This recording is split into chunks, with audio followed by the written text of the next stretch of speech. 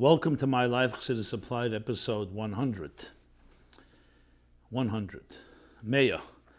Which is Shleimus HaMispar, a complete number, as Chassidus explains, Meya Shana, and other places. That's 10 times 10 is the complete spectrum and structure. So to honor the 100th episode of MyLife, which also comes in the wake of Yud Shvat, and before that Chav Dalet Tevis, which is generally the period in time when we began this series, we are announcing the launch of our second MyLife Chassidus Applied essay contest.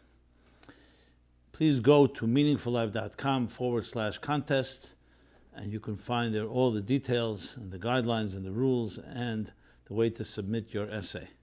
And we're actually launching it as of Tu B'Shvat, which is Chamisha Asar B'Shvat, which is tonight, and for 4 weeks, the deadline will be of the submissions will be February 25th, 2016, which is the 16th of Adar Rishon, Tazayin Adar Rishon. As we did last year, will be a distinguished panel of judges. I should say a panel of distinguished judges that will judge the essays blindly, meaning they will not know who wrote the essays. Essays will be welcome in English as well as Hebrew. This year we'll also be increasing many more judges to cover simply the number of essays that we had last year, which really, quite frankly, was more than we expected. And there'll be a special Israeli division as well for Hebrew essays and Hebrew judges to make sure that's treated with equal time and equal focus.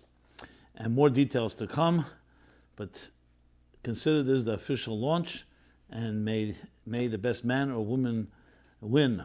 The first prize will be a $10,000 prize, the second a $3,600 prize, and the third a $1,000 prize.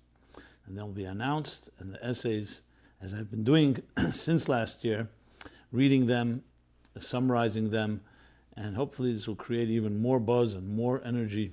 With the objective, very straightforward, is your futsu ma'nesecha chutza. And what better way to take the ma'nesecha, which is the wellsprings of Chassidus, into the chutza, which is the outskirts, the outer and most outer dimensions of existence and the world. And chutza can be both in space, it could be in time, and it could be also benefesh, meaning in spirit, that even people who may not have any knowledge of what's going on bifnim, inside, and as the Rebbe would put it, chutza she'en chutza memena, the most outward, nothing more outward than that, which really covers the entire population of this world. What better way than motivating as an incentive of every one of us participating in applying Chassidus to life situations, to life struggles, to whatever issue that we choose to address it with. And this contest is meant to do exactly that, with all the objectives that I laid out last year and are all laid out again, meaningfullife.com/contest.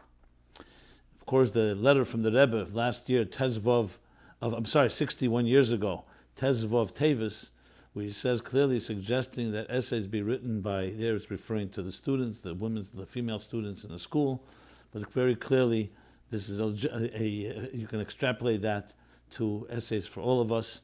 And though we did not know of that letter when we first launched the contest, but it became very clear that we have the so-called the shtempel, the Rebbe's not just endorsement, the Rebbe's encouragement, the Rebbe is the one actually suggesting it. And to my knowledge, nobody ever actually fulfilled that particular suggestion. Maybe back then in Tavshin Tezvov, that would need some research. So consider this, as I said, the official launch, and more details to come. And please tell your friends. Everybody is welcome to participate from any place of this world, and whatever age, we made the age 15 years old and older, and the Eibusher should be matzliach, everyone in doing this, and everyone be matzliach in successfully applying an idea Chassidus to a contemporary life issue or challenge.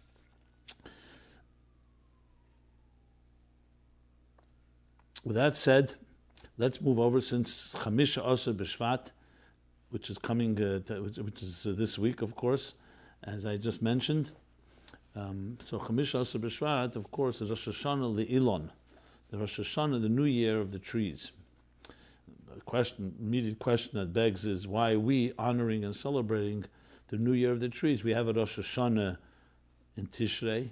We also, you can say, have a Rosh Hashanah l'Malachim in Nisan, and we count that for months. We count Nisan as being the beginning of the year. And there are other things that relate to humans. Trees is part of this natural cycle. What relationship do we have with this cycle?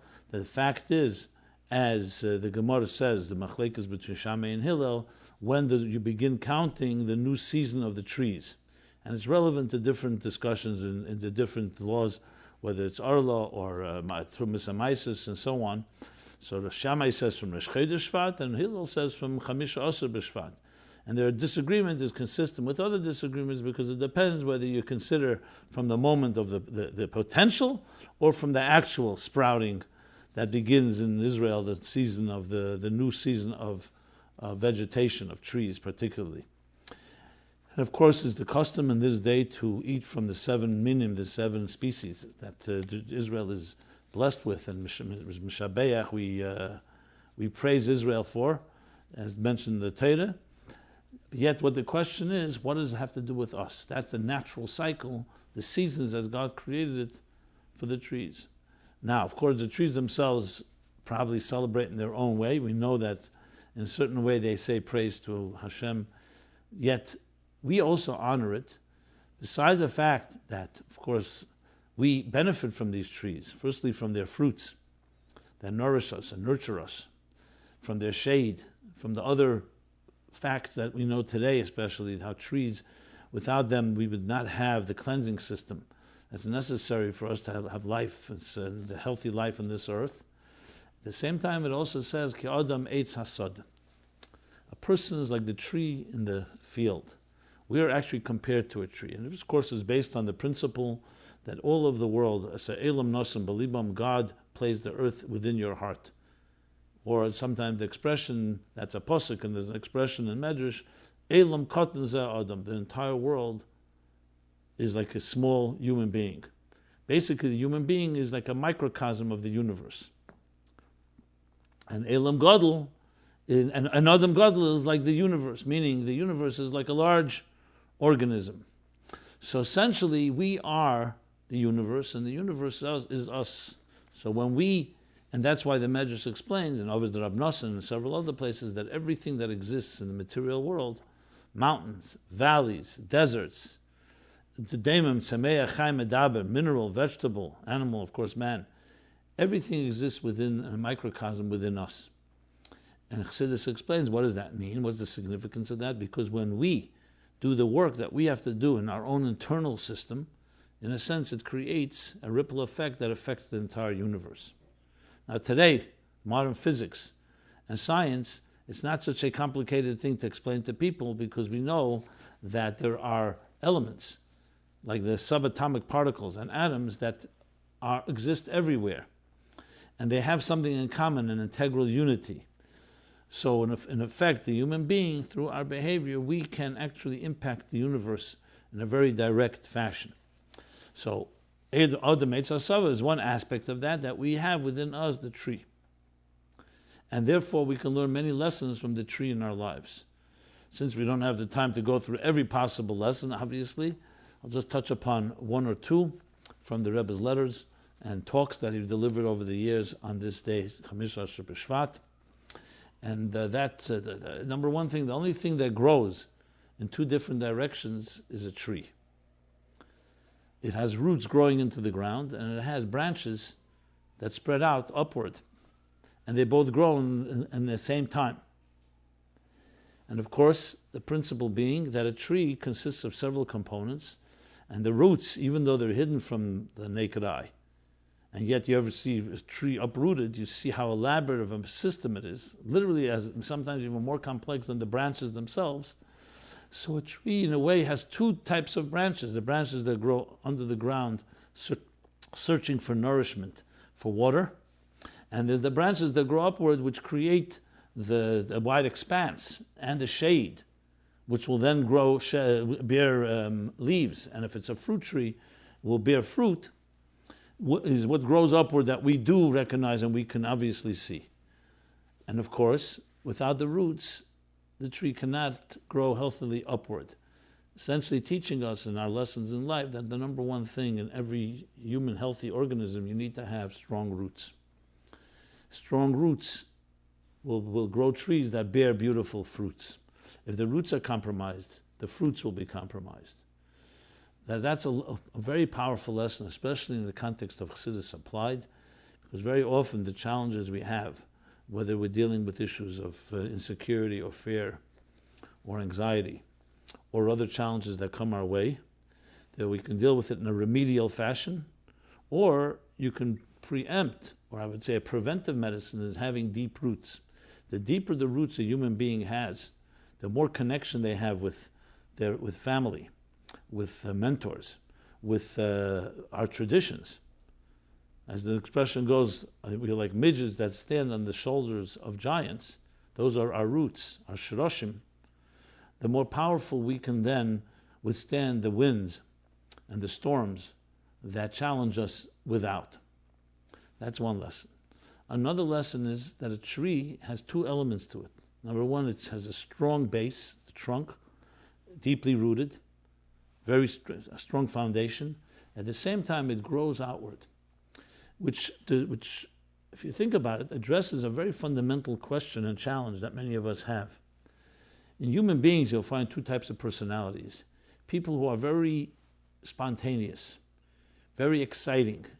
They're always shifting and changing. And then there are people who are extremely consistent, always on time, on schedule.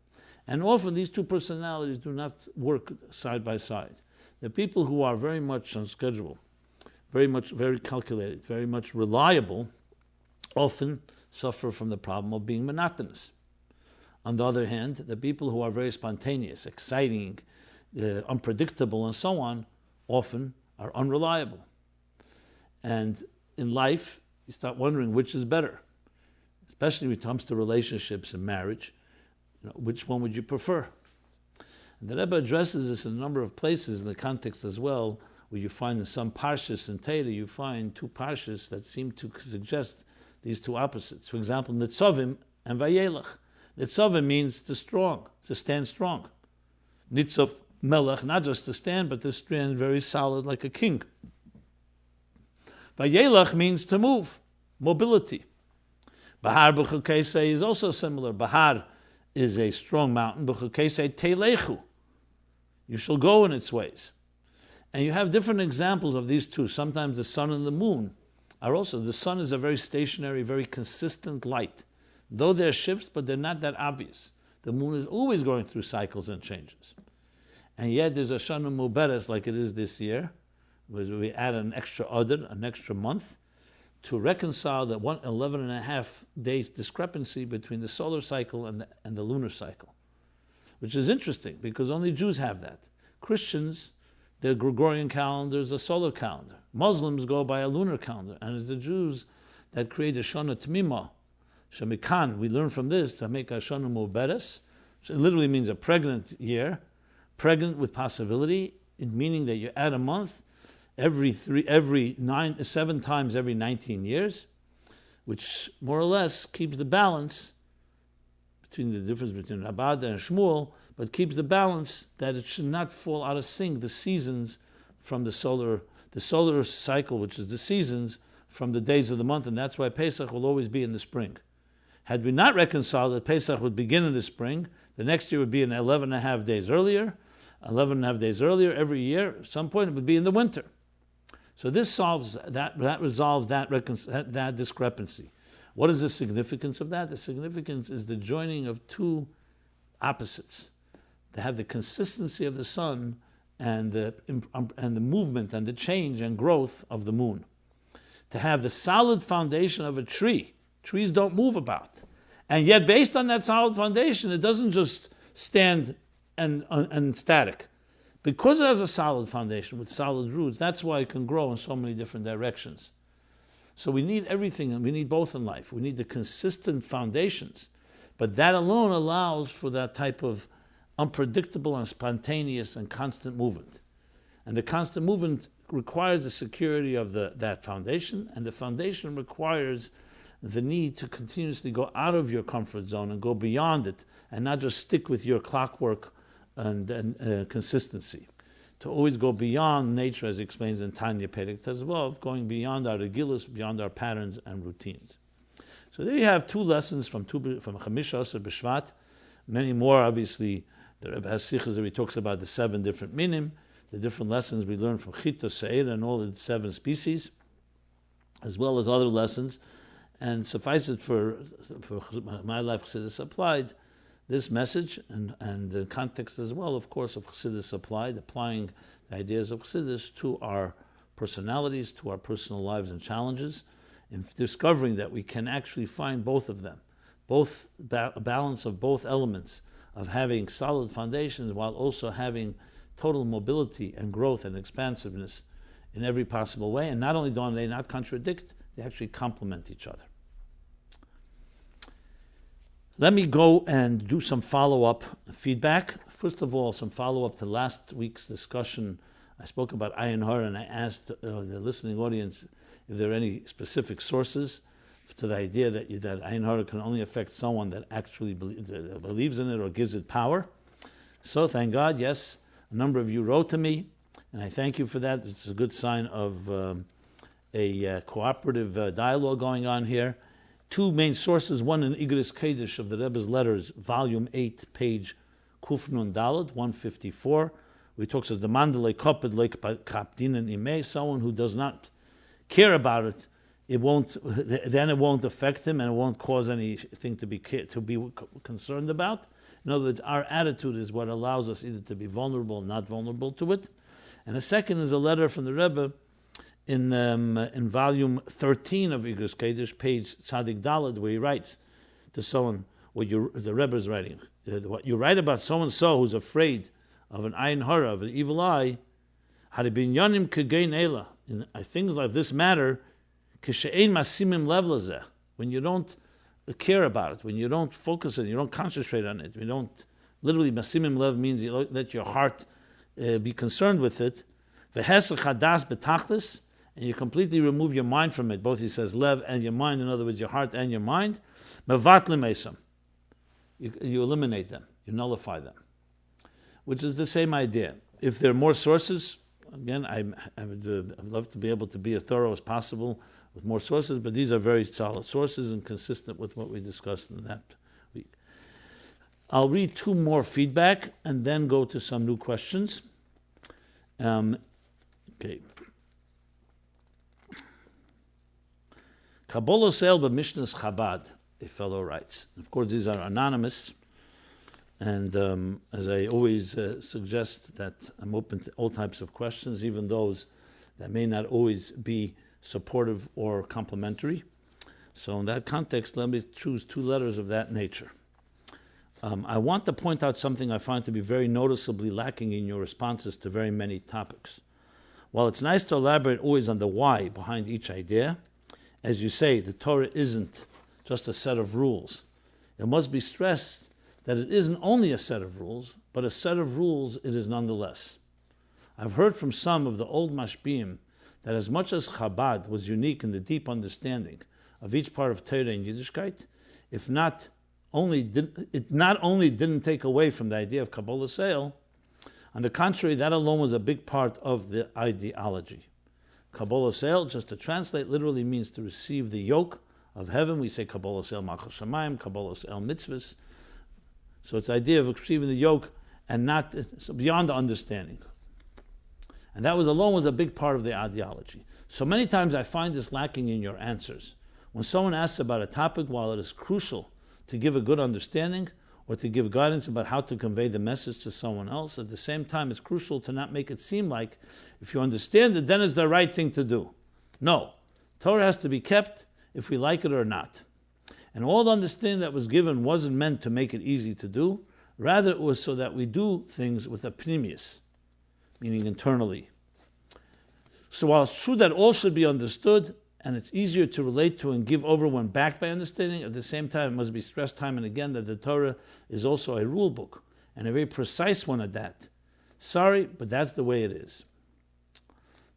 That said, when asked about hair covering, dating a non-Jew same-sex relationships, gender change, and all the rest of the things that are clearly against what Torah's Chaim, as the Rebbe called it, it must be first stated explicitly that our Holy Torah says no. Only then may we back it and infuse it with understanding and depth, along with the crucial component of sensitivity we were trained to implement when dealing with people. So many times I get the impression that it's up for grabs and is well explained, and if it's well explained, it's okay, and if not, then not. An attitude that's definitely not for Chassidim.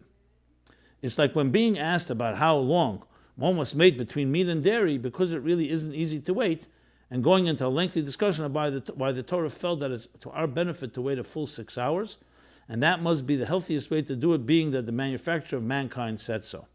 That's a backward attitude. You start by saying that Shulchan Aruch has a clear ruling on which is so and so. There's no real two ways about it. Then go on to deal with the person's feelings. Otherwise, a listener can think that as long as he can't buy your explanation or doesn't care about the deeper meaning, he can go on to do things his way as he wasn't yet convinced, quote unquote. I know you're going to answer that the message comes across better when explained, etc., but I find your responses to often be misleading due to the off-the-missions of the Torah's clear directive. Thanks for the opportunity to share my thoughts, and thanks for your weekly sessions. Okay, I read it uncensored, undiluted, exactly as it is. Well, firstly, there's the disadvantage that the writer knows me, and I'm here on public record, and the writer can hide behind being anonymous. Not that there's anything here that I would be ashamed of. I'm sure the writer would not be a problem to say his name, but it would be helpful, because then at least you know that you're not just coming from a critical place. One of the reasons we call a pashkvil, though I don't see this as such. The Rebbe was very upset. A pashkvil was an anonymous page that they would give out just to badmouth someone. Now, I don't feel that way. First of all, I don't feel in any way criticized in that sense. Secondly, I can carry myself. I'm a mature person and I have what to say, and obviously I'm speaking about it. And thirdly, I'm not suggesting this is necessarily coming in that context. But one of the reasons it's important to put a name to something is because it keeps you more honest. Also, this tone, you know what I'm going to answer, is I would say somewhat called presumptuous, to put it mildly. And though I don't take the whole note here as condescending, some may, but I don't. I take it for what it's worth, that you sincerely feel that it would be helpful to add the Kabbalah cell dimension. Well, I'll say the following. I think anyone that's followed this 100 episodes will find that Kabbalah cell is mentioned more than once and more than twice. So you may have an axe to grind, maybe you have an issue with this issue, maybe you may have issues with being explained. What I would suggest, everything is an Even Abeichem. Since you write with such clarity and certainty, why don't you try it out with people that are your mushpaim and your people that you influence? Try out your method, and if it works, Tovei Alecha Bracha, God bless you, and you're successful. I have to go with my understanding of what the methods that work, that are based on Chassidus. I don't think it's a black and white thing. I think two different people have two different approaches. Some people, yes, you can begin by saying, this is what it says in Shulchan Aruch, and now let me explain it. And some people, that's not enough. Let's be very realistic, it's not. Either they don't know what it says in Shulchan Aruch, or they don't care, or they don't accept Kabbalah Sel, or Kabbalah Sel was used like a stick by abusive people, not in a healthy way. So they're actually turned off by people telling them that's the way it is.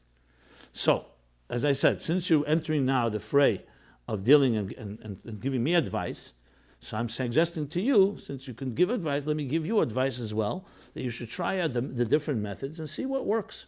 Obviously, it's all based on Torah and Chassidus. I do not think there's a black and white answer. You'll find the Sichos and in Maimorim and many places, sometimes it begins with an explanation, sometimes it begins with a foundation of Kabbalah Sel. Obviously, in concept, in the truth of matters, Nasa v'nishma.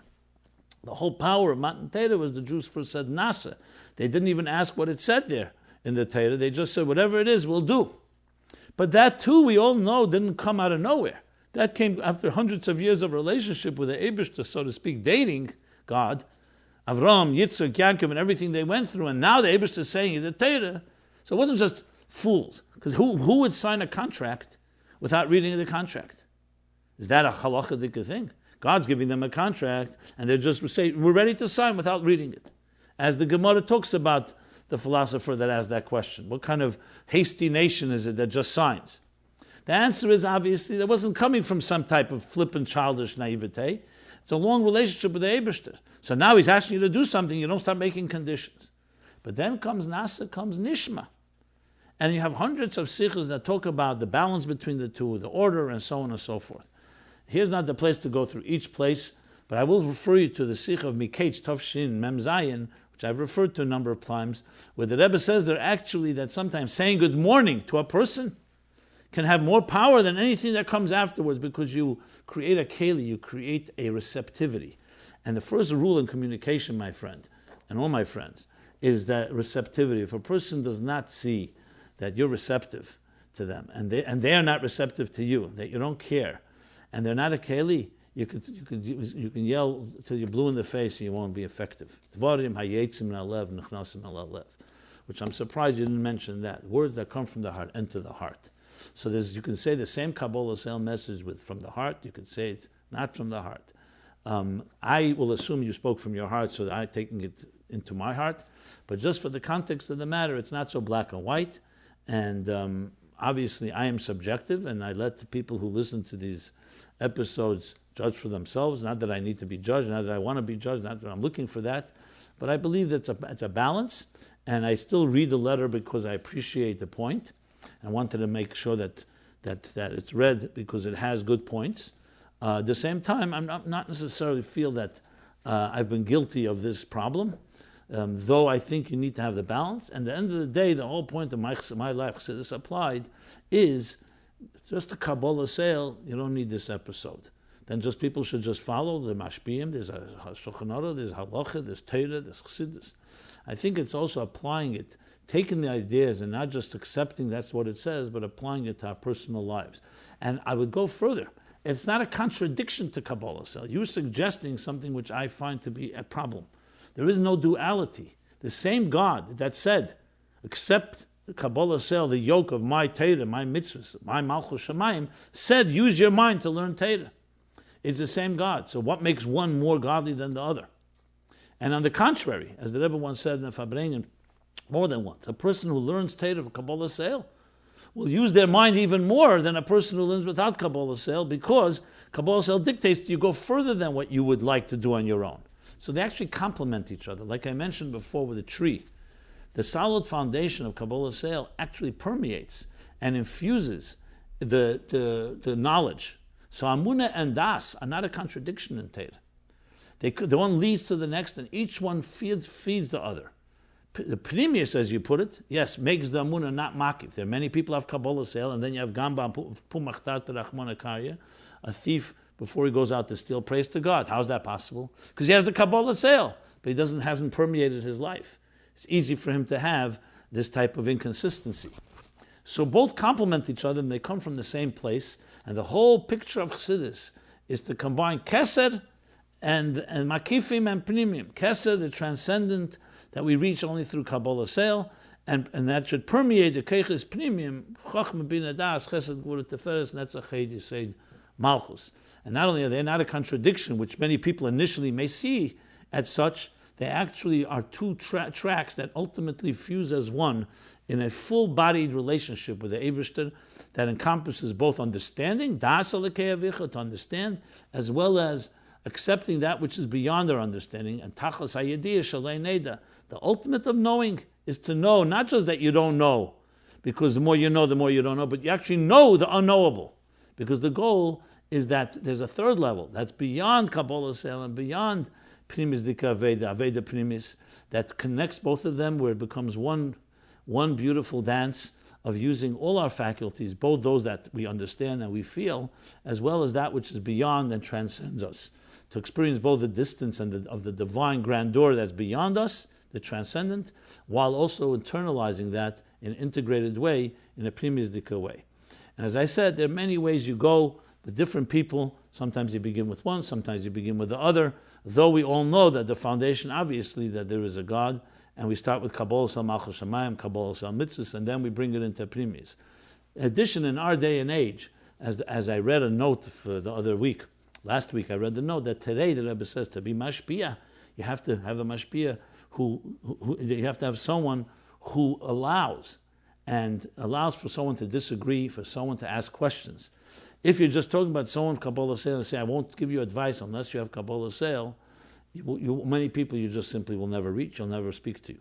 So it's important, especially in our day and age, to recognize that as well. And of course, at the end of the day, we're standing on the foundations of what we were taught and the principles, the way they were taught. And in that context, everything here is part of that whole picture. Okay. I hope you won't be offended. Another writer writes, I hope you won't be offended by what I'm going to write now. And you certainly don't have to read this part of my letter out loud. But I'm sitting and thinking to myself, what will the rabbi answer to what I wrote? But I'll be honest about what's running through my mind. I highly doubt I'll hear you say the following. You're right. I never heard it before. After each feedback, you always go into a that's what I meant or yes, but. Now I understand that chances are you are far more learned than most of your listeners. But to not be able to say you're right, that's not okay. I know you may say that once in a while you say I stand corrected, but only when it's literally a correction, not when someone challenges your idea. Even when you were only saying an assumption and not quoting a source. And let me add one more thing. The reason this is a sore point is because someone asked me once, how come the Lubavitcher Rebbe never admitted to having made a mistake? He almost never even retracted from anything. Could he have really never made one? Now, when it comes to the Rebbe, I don't think it's such a question. Maybe a Rebbe doesn't make mistakes. It's certainly not my place to look for them. But when I see this as a pattern continued by Mashpim, always staying correct no matter how challenged, I think it's time for some more humility. Please don't take this personally. Is the attitude I'm referring to and not you personally. I happen to feel you're not an arrogant person, but your tone is a drop to assuring.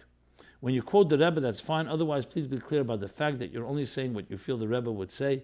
Unfortunately, he's not able to answer our questions in the simple sense. Okay, I don't know if I need to comment on this. It really goes into the category of the previous writer. I mean, in general speaking, just for the record, it's usually not the best way of communication to say that you know what a person's going to say and what they're going to answer and so on and so forth. Why not just take the merit of the topics itself? Anyway, this comment, I will just leave the readers, the listeners, to react as they wish. The only thing I could say is, Shagiyas miyavin, every human being can be wrong about many different things, but I don't know if the intention of this writer really deserves a full answer. So I'll just leave it at such. You got your word out there, I read it, and we can move on. I will say, however, that I don't see any issue. For me, it's actually considered a strength when a person is corrected and says, I thought it over, I have a new way of looking at it, or someone enlightened me in a different way. You have to also remember that, being somewhat experienced, when often I hear such critique, and this doesn't then take away from the possibility of my own ability to make mistakes, but often people, when they write this, is because they have their certain shitta, their certain approach, and since I may not have responded to your approach, it's possible that you're taking it out in this context. Again, I stand open and vulnerable like every human being to be corrected. However, it's also important to know what the intention here is. And I would really love to find an example. Like if you can find an example, and I'm sure, being that you're listening, you probably can find an example of a real topic that I addressed, that you feel there's another way to look at it, or someone pointed out another way to look at it, and I would refuse to accept that approach. I would really want a specific example, and if you don't send an example, it would also tell us something. So this is a challenge in return. Please provide examples. That way we can talk more productively instead of some type of sweeping general statement which could mean something or not mean anything. So we all agree that human beings make mistakes. At the same time, I would like to have examples so then I could address it more constructively. Okay, let's move on to another topic. Bittul Torah. Is avoiding bittul Torah an impossible standard? Can we realistically expect people to not waste a moment of the day? Now this, of course, is referring to the halacha, and the Alter Rebbe brings it in the beginning of Tanya. The Rebbe cites it very often, that the first page in Tanya, that every given moment, every free moment has to be used to learn Torah, because Torah is a mitzvah tmidis, a constant mitzvah. It's not like other mitzvahs that are time-bound. or specifically connected to a particular period, like say Shabbos or Yom Tov, or time-bound, literally time-bound in the day. And Talmud Torah, so every moment should be used. And every moment that not, there are strong statements in the Talmud and other places about bittul Torah, meaning not studying Torah and using the time either for nonsense or just wasting the time and so on. So it's a very good question, and I'll read it more specifically in detail. Dear Rabbi Jacobson, I'm a Bocher in Yeshiva, and in honor of Chavdal Tevis, my Mashpia went into a long discussion about bittul Torah, which is, bittul Torah means the bittul of not learning Torah. Bittul means remaining empty of Torah, literally. Quoting all the different things the Alter Rebbe writes about the severity of a small amount of bittul Torah, and about how even one who just can learn at any given time and doesn't is called a rasha at that moment, a wicked person at that moment. I'm not sure what my question really is, and it's pretty black and white, but something about it sounded a bit overdone.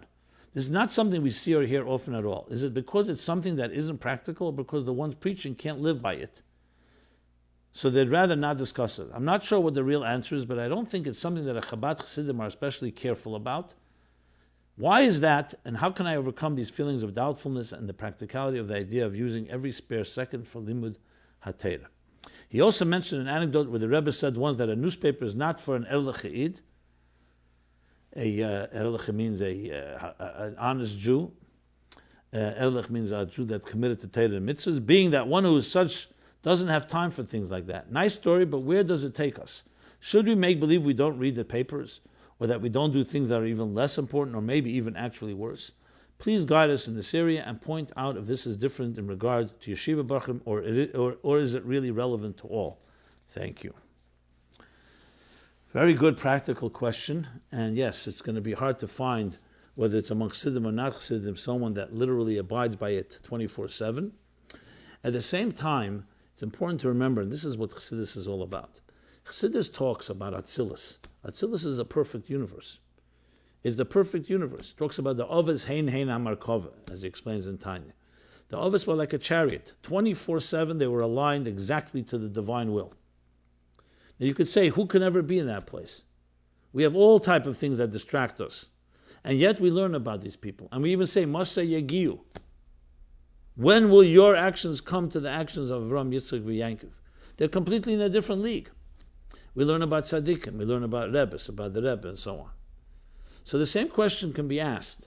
The answer is that because we were, number one, we're created in the divine image, we are expected to reach the highest heights. It would be a crime if we were not told what those heights are. So even if practically you and I may not be there, but to say, you know what? Listen, you don't have to reach such heights because you're not on that level. We always need to know what perfection is. If you take for an example, you're teaching someone art or you teach them music. Even if they're beginners, you let them listen to music and see art of the great masters. Why? They may never reach there, but you don't want them deceiving themselves into thinking they're there already. You want to see what perfection is possible. To understand how to draw a circle, you need to juxtapose it over a perfect circle. So you always need to have a standard that is the perfect standard at which we live to and grow toward. The Alter Rebbe once said, or they said about the Alter Rebbe, that a person has to know how small they are and how great they can become. How small you are, many people know how small they are, but they don't know how great they can become. And there are many people who know how great they can become, but they don't know how small they are. You need both. So number one is that we need to know that's the standard. Number two, there's a reason why. Torah is chayim. Torah chayenu ve'erech yamenu. Torah is not just a book. It's not just a set of laws. It's our life and our sustenance. When Rabbi Akiva is asked why Jews can't go without Torah, and he gave that example of the fish in the sea with the fox, because for a moment a fish can be outside of water. That's why a person can't live 3 days without drinking, so the 3 days don't pass without us having a Kriya in Torah, Monday, Thursday, and Shabbos, as Moshe Rabbeinu instituted. Because water is our sustenance. So sustenance, would someone say, you know what, I don't have to breathe every moment, God forbid. So Torah is even more than water. You could compare it to oxygen. Now you'll say, one second, what about people who go about and they don't? You know something? Yes, they're depriving their soul of much needed sustenance and nourishment. The fact that it doesn't impact us, like, God forbid, someone who would not breathe for a while, is because we live in a world where God conceals the impact in order for us to have free will. But we need to know that when a person studies Torah, they're nourishing themselves, and when they're not studying Torah, they're not. So every second, in that sense, is sustenance. So again, even if some people may not be on the level, and most of us are not, it still would be not appropriate to not tell us the fact. Now we have to work on reaching that place and not driving ourselves crazy and guilty. But how do you continue to grow to be on that level of cognizance, that level of awareness and commitment, that every second is your breathing Torah? Now, of course, for Bachrim, this becomes much more amplified as the language that the Rabbeim, especially the Rebbe, uses, Terase u'menase. Rashbi. Rashbi was Terase u'menase, which means his work was his Torah. Harbe osik Rashbi v'loy also biyodam, as Rabbi Shmuel says in the Gemara. Many tried to be Rashbi, and they weren't successful. To constitute that the Torah itself should be your life sustenance, like your work. So Torah was an activity, but not imnase. Yet Bochrim in yeshiva, because they have no daigas parnasa, they don't have the concerns of livelihood yet. They're not yet they have not yet gone out into building a family. So that's their time to be in that oasis of the yeshiva, total immersion in Torah. The Rebbe said very many times in the brachas, the blessings he would give Erev Yom Kippur to the Bochrim, Terasa Menase, specifically. There's still bittul Torah is for all Jews, but for a Bocher it's even more so, and in a way easier, because he has the time, and he's not distracted by other things. Remember, for a balabos, for a person who is outside yeshiva and needs parnasa, for him it's not bittul Torah when he's doing work. So that's why it's Perek Echad Arvis, Perek Echad Shachris, and also any free moment he can learn. But for a Bocher, he has only free moments. So that's the general answer. And I think it goes back to the general principle that we have to have a combination here, a balance. At the same time as we have to know the high standards, we have to also be realistic where we stand. But not realistic to the point where we say, you know what, nobody's doing it anyway, so big thing. I don't either have to study Torah every moment. There's a balance where you have a certain common sense, at the same time always maintain the highest standard. Because once you take, as the Rebbe once said, everybody has flaws, but don't make it into a philosophy. Once we say, you know, when no one studies Torah all day, that it doesn't have a free moment, that there is bittul Torah, so a big thing. No, you have to always know that is the standard. You have to always know there's atzilus. We have to always keep our eyes and set our sights to the highest possible potential. And that itself lifts us and helps us get there. At the same time, we have to know how small we are. Where are we now? To suddenly jump and say, I can do something I'm not yet ready for. No. So it's a constant climb. It's always the direction in which you're traveling. If you can say that today, I learned Torah so much and so much, and in a month from now, a week from now, a year from now, you're learning more and more time is involved, you're going in the right direction. We're not here to measure exactly how much more and how much less time you're wasting. But if you go in that direction, it means that you're keeping your sights upward, which is the whole purpose of Chassidus. You're looking at Atzilus, you're looking higher than Atzilus, you're looking at the higher levels and yearning to reach to that place. Okay. Next question. How can I help someone very close to me who just gave birth to a Down syndrome child? It's their first child. Can you please shed some light, support? Thank you. I believe in episode 45, 45 and 46, I addressed the topic in context in general, special children. Obviously, that includes Down syndrome. It's one of the hardest topics to talk about, honestly. For a parent, it is devastating to give birth to a child that you see somewhat compromised, and we have to go through new challenges. And we all have the big question, why? And yet, we get strength from the Rebbe and from the Rebbe's letters. And there's two letters that I pointed out then, and I will say it again here.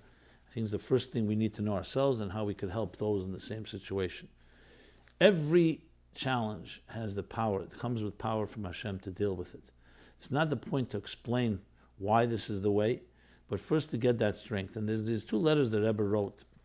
One to the same individual, Mr. R. Wilkie's System Program Director for a council in Coney Hill, a hospital that deals with special children. A letter 122nd of 9 Tov Shalom Ates, 1979. That's August 15, 1979. Another one, Tes Kislev Tavshin Mem Aleph.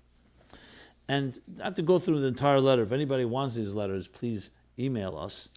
And with your email address, and this is a place where you can go to the forum at meaningfullife.com/MyLife and just submit your email and say you'd like these letters. We'll happy to send you email a copy of them. But the gist in both these letters is, firstly, let's use the word itself. Special children, the Rebbe says, is not a euphemism. It's because every child is special. If God created a child, God gave a child a soul. The soul is special, the child is special. And in situations, the child may have certain spiritual strengths that are added to them because something else was taken away. And that has to be the attitude to the child, that attitude that you believe in the child, you believe in the possibilities. Not to also sweep all the children under one umbrella as if they're all the same issue. To always believe that especially with new technologies, we can find things, healing and improvements that have not been found in the past. Bottom line, it's all a positive attitude of bringing out the soul of that child. So as a good friend to someone in this situation, you have to be there for them, cry with them, but above all, be with them and not have any shame and discomfort that so many people have around these situations, and show, I embrace your child with you. I'm your friend and I embrace your child with you. And let's do whatever we can to give the child the greatest possibility to glow and shine, not to be looked at as a pariah, not to lose any self-confidence. And different children, of course, in different situations, we recognize, as the Rebbe writes in these letters, that when you do that, you actually see changes. Another point the Rebbe makes, that especially when it comes to Torah mitzvahs, Yiddishkeit, which is connected to the soul, we shouldn't in any way deprive a child, because of special needs, of doing the mitzvahs that it could do. And the Rebbe actually cites a situation, actually with elderly, where they went to a hospital and they brought the Daled Minim, and people said, these are people who are senile, they don't understand what they're doing, there's no point in doing these mitzvahs. And the Rebbe cites a story where someone came with a lulav and esrog, and a person who was completely out of it, and everyone said, no way to reach that person, suddenly with a smile grabbed the lulav and esrog. It touched a part of them. And the Rebbe says, we don't even need to rely on mystical reasons for this. It touched a part of them because it touched a part of their soul. Maybe it was part of their experience, regardless what, and that gave them that moment of recognition. Did it solve all the problems and all the challenges? No, but to suggest to write off anybody because you may not think that they recognize something is very inappropriate, because you're basically projecting your own understanding, limited understanding of the mysteries of the soul, the mysteries of awareness, the mysteries of the unconscious, subconscious, as the Rebbe uses the term. So really it comes down to being there for them in the fullest way, definitely not to avoid and say this is uncomfortable or awkward, and embrace. And the child has a neshama.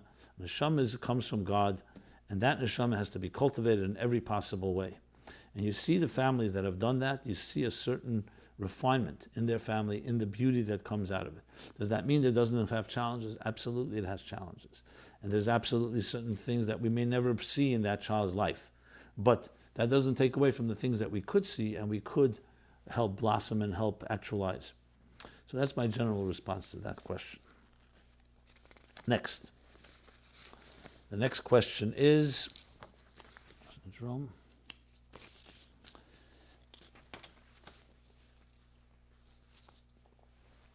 regret over parenting. Parenting is perhaps life's most challenging task, and children don't come with a handbook. While hindsight is 20/20, what can be said to parents who look back with regrets at their shortcomings in raising their children? What can a parent do with the pain of seeing the damage that his or her mistakes may have caused one or more of their children? Dear Rabbi Jacobson, I join with so many others in expressing my sincere gratitude for MyLife Chassidus Applied. The clarity you bring to so many important topics is illuminating and refreshing and practical. And I don't think it's an exaggeration to say that it's a game changer in many ways.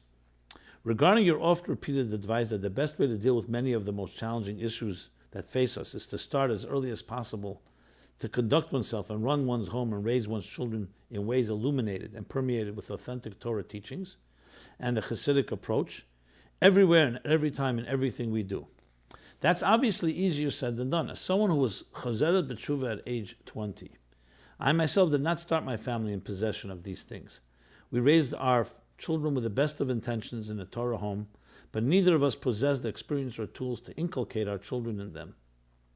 We were still learning and trying to acquire them ourselves. You can't give away what you don't have. And although I don't want to beat myself up for not doing as good as a job as I hoped and prayed, of raising children with the purity and integrity of the kind of upbringing you describe as being best, it pains me greatly to see where I failed. It doesn't matter why. There are a million extenuating circumstances. Still, there's so much I would do differently now. I have discussed this openly with our now adult children, and I've told them I did my best. One of them retorts, "No, you didn't. You could have done better." The pit in my stomach is telling me I think he may be right. Some of our children have chosen not to be frum at all. Some are deeply committed to an authentic and meaningful Torah life illuminated by Chabad Chassidus, as well as to consciously cultivating their ever-deepening relationship with Hashem. What's a person to do with the pain of regret of seeing the damage that his or her mistakes may have caused one or more of their children? Well, firstly, I want to thank you for such a poignant articulation of your feelings, being so direct and open, and I'm sure others have similar questions. As a parent, we all have many things we could have done differently. So I think from a Chassidic point of view, beating ourselves up, even if something is very clear, I could have done differently, is not a healthy approach. The question is what can be done now under the circumstances, because that's what you're asking. And I think you began by writing this and reaching out to your children, as you suggest, which is, as you indicate, which is accountability. Have the cureness of every problem is awareness. Awareness, not denial, not excuses, as you put it, but just talking very openly. We're human beings, and I don't know if you should be saying you did your best, but I could say perhaps you did do your best. Because you should be looking at how you could always be better. You did your best under the circumstances. Why God put you into a family that you grew up with? There was no Yiddishkeit or Torah mitzvahs in an obvious way. And then at some age, you came to be aware of it. What did God want? You shouldn't get married. You should wait 20 years till you become a master. We'll talk about that in a moment, because that not necessarily would help anyway. This is the circumstances, the mysterious twists and turns of your life that led you this path, and you came to Yiddishkeit when you did. And you did what everyone does. You learned on the job. And yes, part of it is that you made mistakes in how you dealt with your children. Some things you may have done things that you could have been are absolutely responsible for. I'm not suggesting otherwise. But that's what you did. The question is going forward. Your life is not over. Your children are around. They will, Mitzvah Hashem, if they don't have yet their children, they have their children. And you're a part of their lives. You're still a mother. You're still a parent. So why not learn from what you seemingly did not do well and compensate? Obviously, you can't turn back the clock back to when your children were young, but they will have children.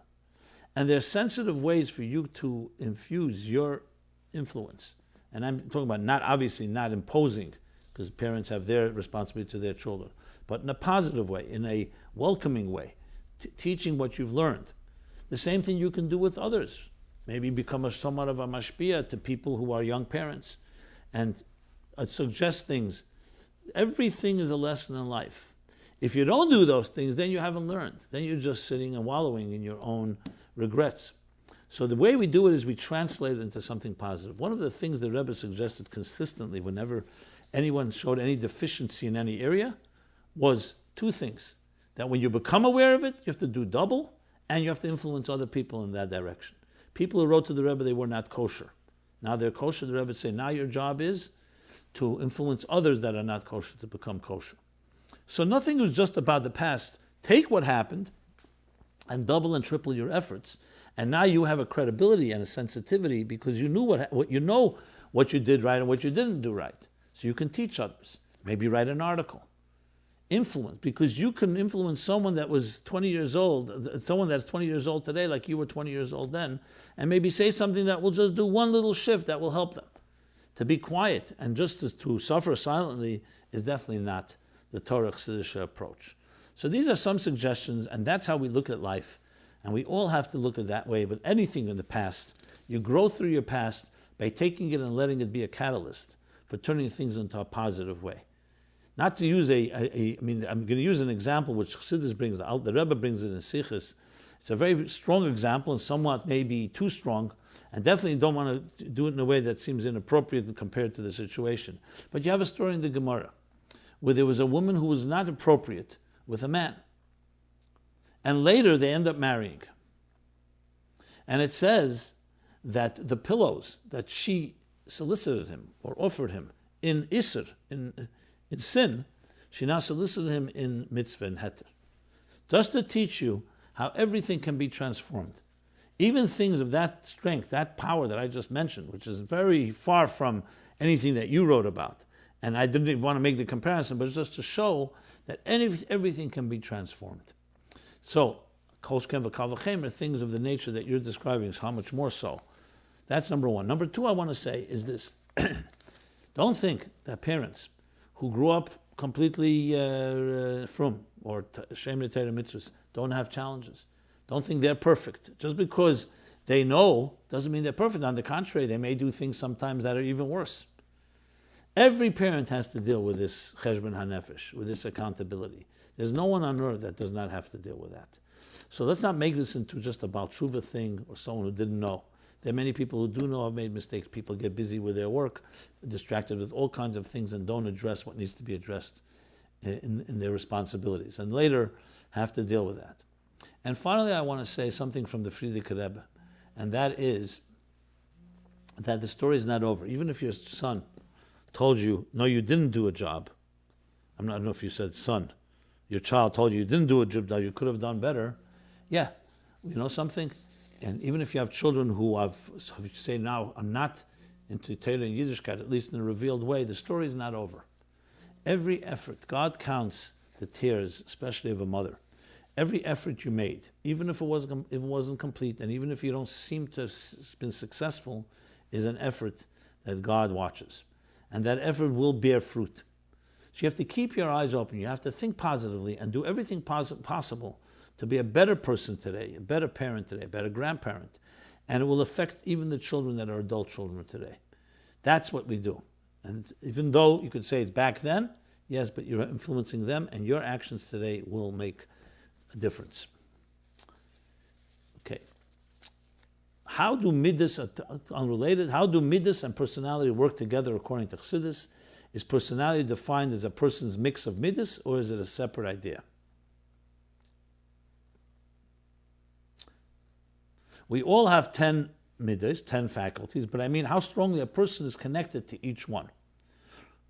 Related, since as far back as I can remember, I am a very black and white type of person. Very into right or wrong, but not just, with a very sharp tongue.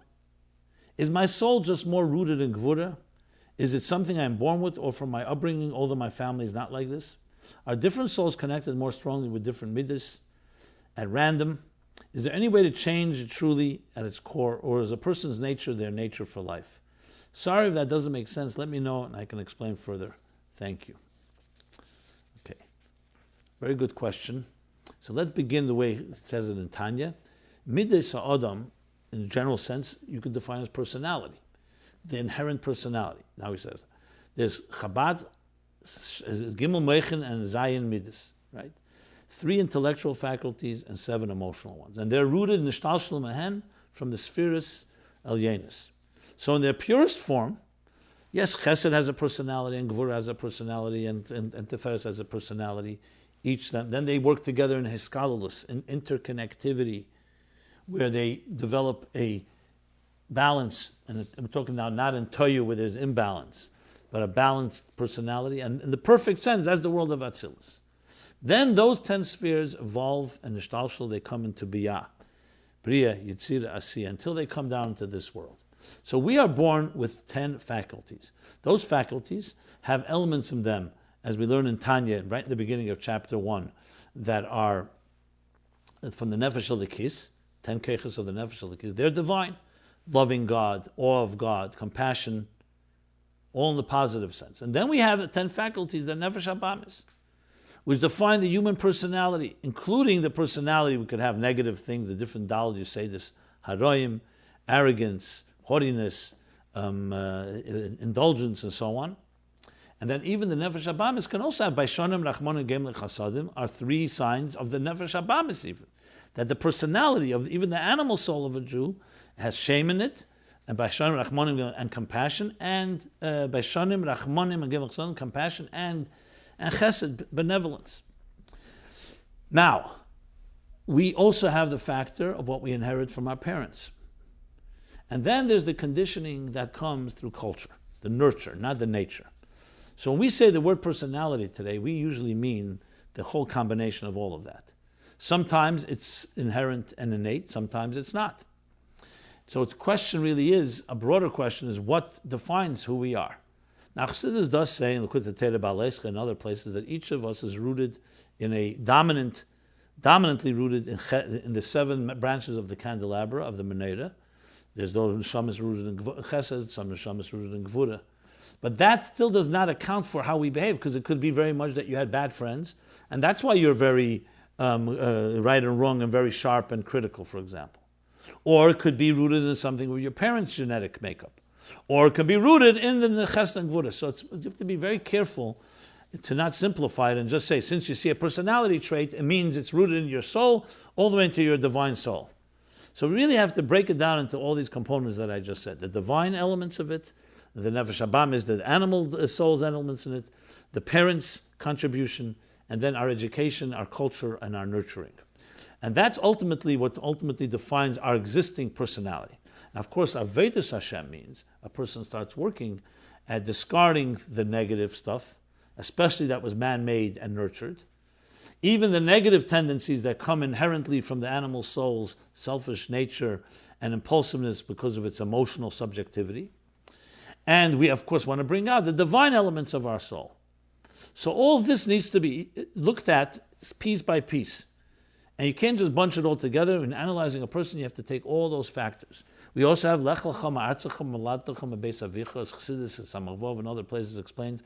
That includes to go away from the teva of your Middos, the nature of your Middos. In addition, of course, to going away from your parents' environment, which can be also their influences, both nurture and nature. So all of us are defined by all the above that I've mentioned, and to really to do justice, you really have to analyze a person, a trained eye, on all those accounts. And that's how you get somewhat of a picture. So in the final analysis of it, Middos and personality are not exactly the same thing. Personality, I would say, is based on all the factors. Middos ha'adam, not just the expression of Middos. Middos, as in Chassidus calling the Middos ha'adam, the Middos of the Sheva Middos of Chesed, Gvura, or through Malchus, and their interconnectivity is far more connected to what your natural makeup is.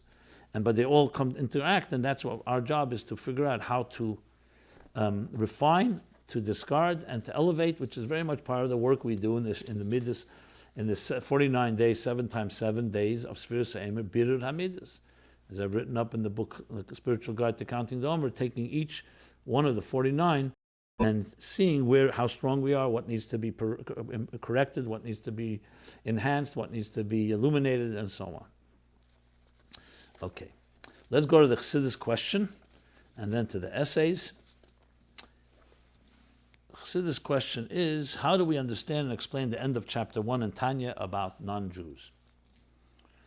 And a little more specifically, a writer writes, I'm a Ben Noyer that lives in the Chabad community here in Chicago. My rabbi thought you might know the answer to this question. In Lessons in Tanya, Likutei Amorim, chapter 1, last paragraph, it says that Chassidei Umas Ha'elam, righteous non-Jews, righteous Gentiles, emanate from Klipat Noga. What exactly do the 7 Noahide laws accomplish in relation to Klippa when a righteous Gentile accepts and performs them? In other words, how do the 7 mitzvot interact with this person's faculties and the Sitra Achra, being that they are negative mitzvot, and only 7, not the 365 negative mitzvahs given to the Jew, which prevent that keeper of the 365 from giving in to the Sitra Achra.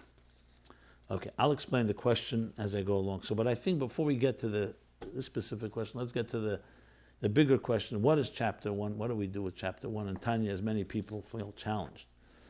Where there he says, after he explains that a Jew, Yisrael has shtei nefashos from Shara Gedusha, from the Rachav. L'chol ish Yisrael, echad tzaddik, every person has echad tzaddik, echad rasha, two souls. One that it begins with the animal soul, and then in chapter 2 it talks about the divine soul. And then he says, as I just mentioned before, that even the animal soul also is coming from klipas nega. And let's explain what that is. In klippas there are two types of klippa. The word klippa itself means a shell, a husk. Think of it like an orange peel, potato peel, an eggshell. There are different levels of husks. Some are thicker, some are thinner, some are transparent, some are opaque. And these klippas, so therefore, are what conceal what's within. So klippa itself is actually a healthy thing. It protects the fruit within. When does it become a problem? When the klippa becomes an end in itself. Now in klippa there are two sugim, there are two categories, as the Alter Rebbe explains later in chapters 6 and 7 in Tanya. One is klippas noiga. The word noiga actually means illuminate, which means it's somewhat transparent. Something of from the fruit shines through the klippa, through the husk. Thus, klippas nega has in it ktsas tev, as he puts it. Sometimes it says some has also good in it, and that's from the secret of the tree of knowledge of good and evil. Tev v'ra. So you have a ra, which would be the klippa when it's indulging in its own self as an end in itself, instead of it serving the fruit within, which is the purpose for which it was created. And there's the element of the klippa that's not completely blocking out its purpose. It could also be used for good things, as the Alter Rebbe explains later in Tanya. Then there's sholosh klippas hatmeis. Sholosh klippas hatmeis means the three heavy husk klippas that are considered impure. They're so thick they don't allow the light out. Like think of it as a negative black hole. And there he says, Ein behem tev klal. But the Tzemach Tzedek and the Rebbe Rashab, in various places, Tzemach Tzedek on Tanya, the Rebbe Rashab in Padav Shalom Ayin Hey, and Vayigla Norim Samachei, and other places, make it very clear, Ein behem tev mitzad atzmam, because you can't say there's something in existence that does not have a spark of the divine. So they don't have good on their own, atzmusei. But they still have something, which is why you can elevate even Shalosh Klippas Atmeis through the tshuva after the fact, as he says in chapter 7 in Tanya. Because you destroy the klippa, you throw away the klippa, you break the husk. But the nitzutz you can elevate. Again, under certain circumstances. So what do we have from that? Ein be'em tev klal. That's where he says, Mashenken nefashos umas evdi gelulim, the souls of umas evdi gelulim, the nations that serve idols. There, from the other klippas, the Ein be'em tev klal, as I just explained, and goes on to explain that even the good they do only for their own benefit. So here, everyone has the question: how could you say that? How could you say that about non-Jews? There are many non-Jews, and you see they do good. Many of them have helped Jews, and so on. So, firstly, let's start with Rabbi Hillel. The name of the Alter Rebbe, Rabbi Hillel, writes that this is not referring to Chassidus Applied. Chassidus Applied, this is what this writer, the questioner, asks. Chassidus Applied are from Nega, he says. That's what the Mittler Rebbe, that's what Rabbi Hillel brings. The Rebbe cites this all, and I refer you to Likutei Sichos, volume 13, page 230, where he explains this Tanya and brings Rabbi Hillel and other places that explain what Chassidus Applied are. Now, one could argue that today Chassidus Applied are the majority of the non-Jewish world. And the best raya is the Rebbe says the world is ready, and all we have to do is open our eyes. If they need to be fought with, and there needs to be a battle, there needs to be all kinds of things, how could you say the world is ready? So you can argue that the world has become refined enough that everyone is either a potential Chassidus Applied or actual, which I'll address at another time, maybe next week. But if a Chassidus Applied, then they're nega. So then they go into the category more similar to the animal soul of a Jew, even though not quite. That's number one. Number two, even saying Shalosh Klippas Hatmeis, you have to remember there's a thing called Goyishkeit. Goyim represented for a long part of history everything that was antithetical to the divine. You talk about Pari, you talk about Amalek, you talk about the nations that were pagans. So it was not just people who were just not Jews. They happened to be doing things that were antithetical to the divine, and therefore any good was for own selfish purposes. But there's no question that you see the fact that you could see, even doing it for ulterior motives, there are many levels, not one level. You can do something for an ulterior motive, and it's not quite as extreme as another ulterior motive.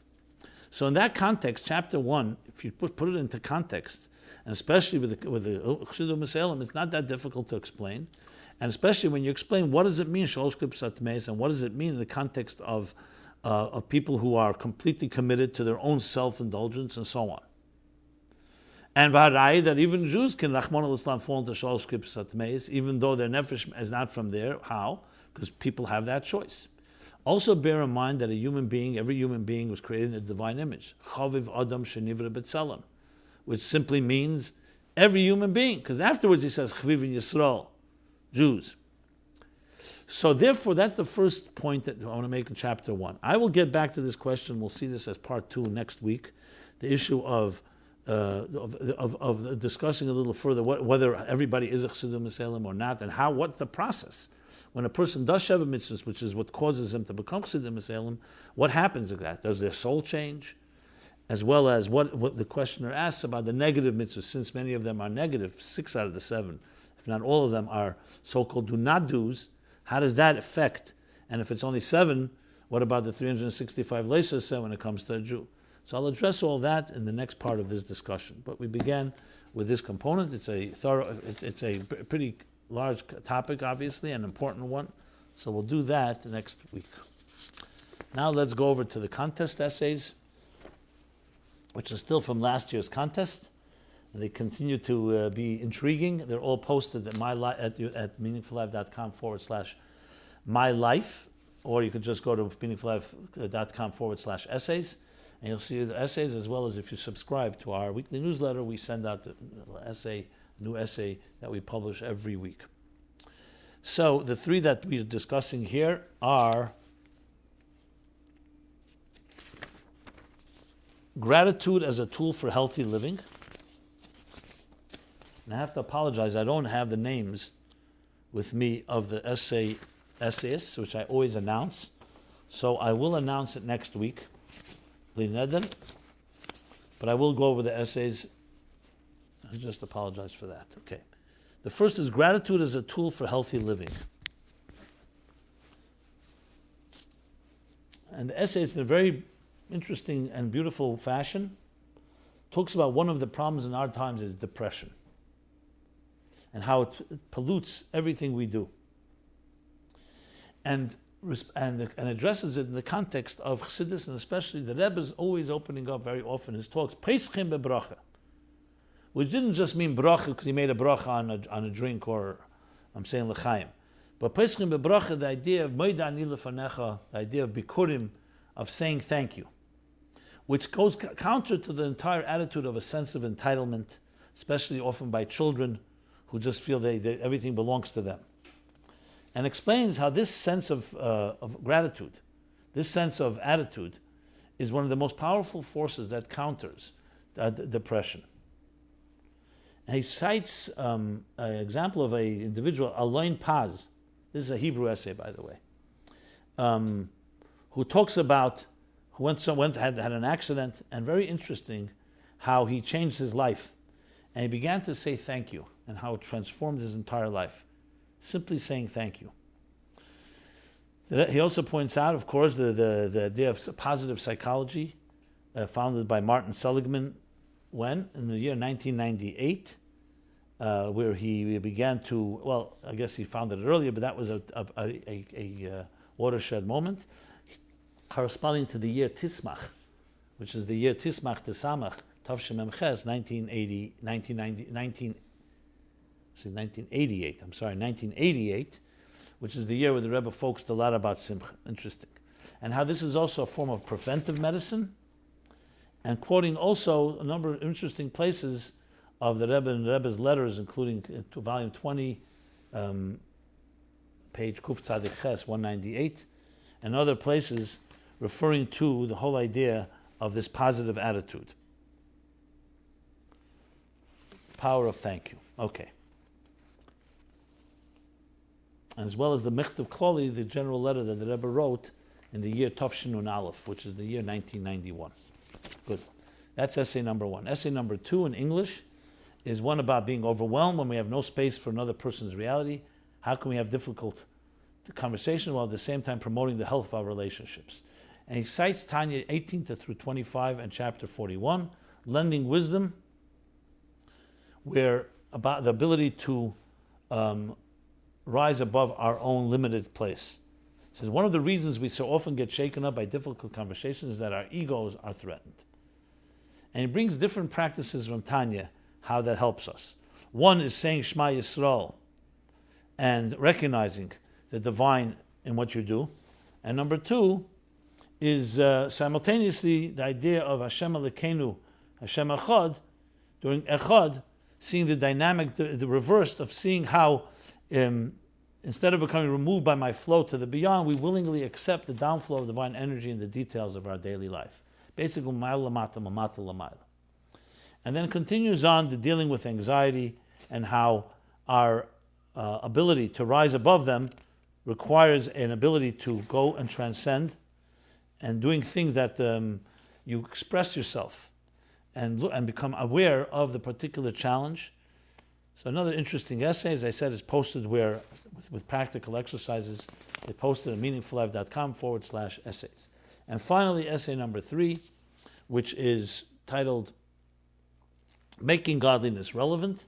Again, in Hebrew one, is about that how the difference between our modern times and the past was that a person could easily have cut themselves off from the entire world because we weren't part, there wasn't a global village. Now we live in a global village. And today, when a person falls in any way with technology, it's not that easy just to get out of it because it's constantly exposed to it. You can't just separate yourself from the world in which we live. And he quotes Perek Mem Aleph and Tanya and analyzes Perek Mem Aleph in a very interesting way. I have never seen analyzed quite this way.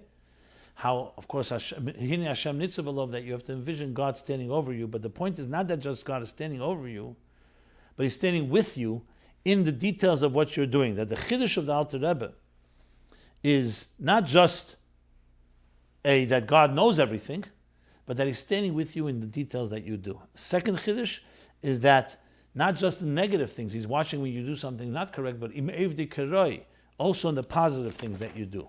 So it's a constant awareness of the divine within your life. And that is one of the ways to deal with the challenges, especially when we're exposed today to so many different distractions. That's the analysis of it, briefly, quoting, of course, Rabbi Yochanan ben Zakkai telling his students, Halavai, that you should be afraid of God as you are afraid of other people.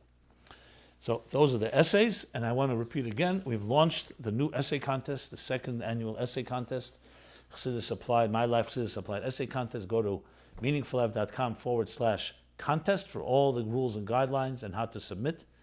And Hashem should bless everybody with the ability to do that. It should be a Freilich Chamishos B'Shvat and a Freilich Vach in general. And may we use Chassidus to permeate, illuminate, and deal with both the challenging situations in our life, and above all, to bring out the great beauty and the great the tree, the beautiful tree that lies within each of us, that's deeply rooted below, to expand into the heavens as a tree expands its wings, its branches, in every possible way. This has been MyLife Chassidus Applied, episode 100. And until next week, from 8 to 9 p.m., everyone have a very blessed week.